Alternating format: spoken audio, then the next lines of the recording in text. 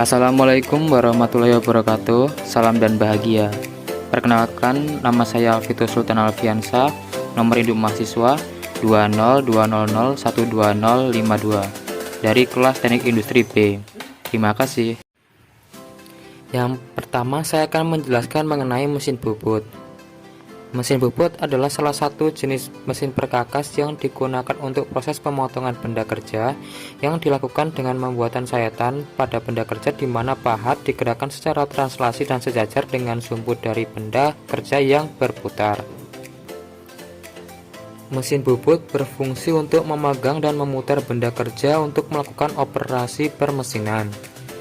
Fungsi utamanya adalah untuk menghasilkan benda-benda bulat, membuat ulir, pengeboran, meratakan permukaan benda putar, dan pembuatan tirus. Untuk bagian-bagian dari mesin bubut, yaitu yang pertama adalah kepala tetap atau headstock. Kepala tetap berfungsi sebagai tempat dudukan cekam atau cak.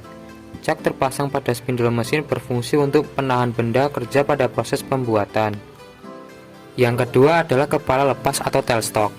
Kepala lepas digunakan untuk dudukan setter putar dan sering digunakan untuk proses pengeboran. Kepala lepas juga dapat digeser sepanjang alas atau bed. Yang ketiga ada meja mesin bubut atau bed machine. Digunakan untuk tempat dudukan eretan, penyangga kepala lepas. Meja mesin bubut memiliki permukaan yang sangat halus, rata, serta sejajar, sehingga kepala lepas dan eretan pada proses pembuatan berjalan lancar dan stabil. Yang keempat yaitu eretan atau jarings. Eretan terdapat 3 bagian, yaitu eretan memanjang, eretan melintang, dan eretan atas. Yang kelima, poros transportir atau lead screw. Poros transportir atau lead screw, poros yang berbentuk ulir segi 4 yang berfungsi untuk menggerakkan eretan bawah pada waktu pembubuhan otomatis atau pembubutan otomatis. Yang keenam, tuas atau handle. Tuas atau handle berfungsi untuk mengatur kecepatan, setting otomatis, setting kisar otomatis, putaran spindle pada mesin bubut. Yang ketujuh, pemegang pahat atau tool post. Pemegang pahat atau tool post fungsinya untuk memegang pahat bubut atau menjepit pahat bubut. Itulah sebagian contoh-contoh dari mesin bubut. Dalam pemilihan produk bebas, saya memilih produk baut yang dihasilkan dari mesin bubut. Untuk langkah-langkah pembuatan atau pengerjaannya, yang pertama, buatlah diameter yang akurat sesuai dengan yang diinginkan atau sesuai dengan mur yang akan dipasangkan di bagian akhir. Kita akan membuat alur pembebas pahat atau undercut. Yang kedua, kamu harus menentukan posisi gear atau roda gigi yang sesuai dengan kisar atau pitch dari ulir yang akan dibuat. Kalau posisi gear atau roda gigi dan seluruh tuas pengaturnya sudah sesuai dengan yang diinginkan, maka kamu bisa beralih ke langkah berikutnya. Yang ketiga, siapkan pahat bubur atau ulir atau pahat bubur ulir.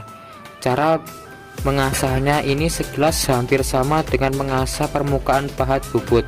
Hanya saja membentuknya harus sesuai dengan jenis drat yang sudah dibuat. Ulir metrik bersudut 60 derajat, sedangkan Whitworth bersudut 55 derajat. Atau kalau perlu kamu bisa pakai pad pengatur pahat. Selanjutnya, aturlah putaran spindle pada kecepatan yang sesuai dengan kondisi bahan pada benda kerja. Rata-rata kecepatan yang dipakai adalah 100 rpm. Hidupkan mesin dan tekan tuas otomatis drat. Mulailah proses pemakanan mesin dan tekan tuas otomatis drat. Mulailah proses pemakaian. Hal lainnya yang harus kamu perhatikan di sini adalah jangan melepas tuas sebelum proses pembuatan drat selesai.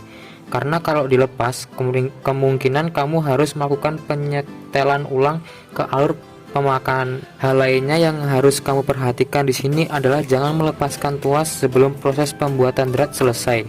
Karena kalau dilepas, kemungkinan kamu harus melakukan penyetelan ulang ke alur pemakaian awal. Pada saat pemakaian, perhatikan dengan baik skala ukuran yang ada di tuas eretan melintang.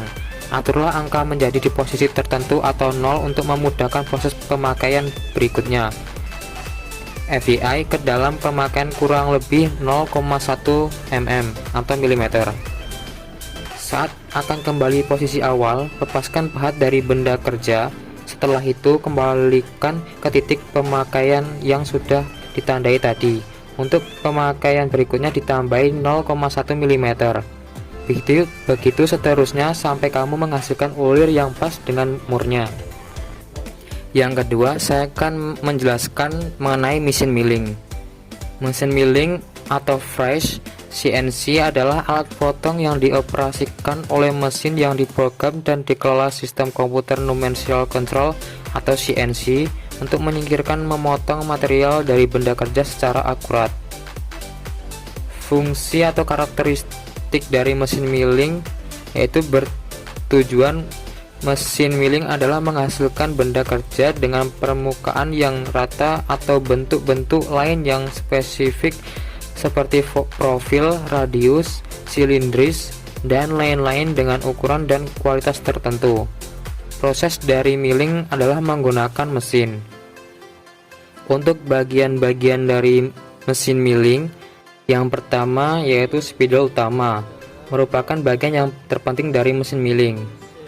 Tempat untuk mencekam alat potong dibagi menjadi 3 jenis. Yang pertama vertical spindle, kedua horizontal spindle, yang ketiga universal spindle. Bagian kedua dari mesin milling yaitu meja atau table, merupakan bagian mesin milling untuk tempat clamping device atau benda kerja, dan dibagi menjadi 3 jenis. Yang pertama fixed table, swivel table, compound table. Bagian ketiga dari mesin milling yaitu motor drive, merupakan bagian mesin yang berfungsi menggerakkan bagian-bagian mesin yang lain seperti spindle utama, meja atau feeding, dan pendingin atau cooling. Pada mesin milling sedikitnya terdapat 3 buah motor. Yang pertama motor spindle utama, yang kedua motor pergerakan pemakaian atau feeding, yang ketiga motor pendingin atau cooling. Yang keempat transmisi, merupakan bagian mesin yang menghubungkan motor penggerak dengan yang digerakkan. Yang kelima ada kni, merupakan bagian mesin untuk menopang atau menahan meja mesin. Pada bagian ini terdapat transmisi gerakan atau pemakaian atau feeding. Yang keenam kolom atau tiang, merupakan badan dari mesin, tempat menempelnya bagian-bagian mesin yang lain. Yang ketujuh base atau dasar, merupakan bagian bawah dari mesin milling, bagian yang menopang badan atau tiang tempat cairan pendingin. Yang kedelapan ada control, merupakan pengatur dari bagian-bagian mesin yang bergerak. Ada 2 sistem kontrol yaitu 1 mekanik, 2 elektrik, dan dibagi menjadi 2 bagian, yaitu yang pertama bagian sederhana dan kedua bagian kompleks atau CNC.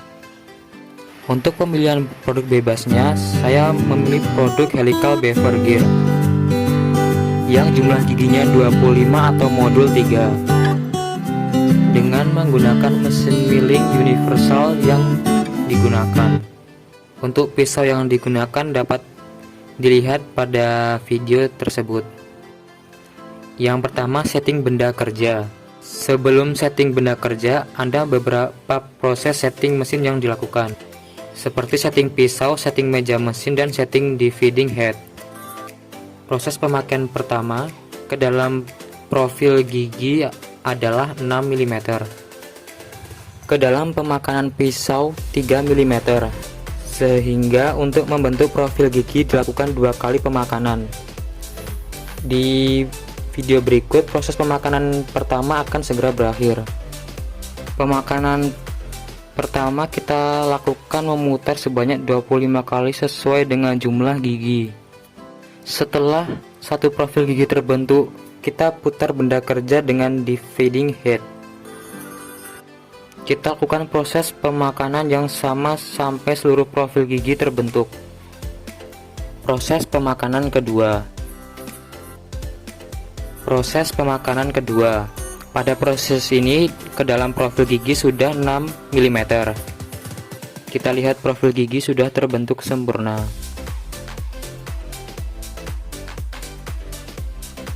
Proses pemakanan kedua sudah hampir selesai.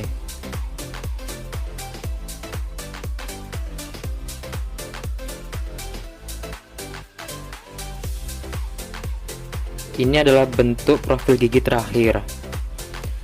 Bisa dilihat video berikut adalah proses pelepasan benda kerja. Dan itulah hasilnya.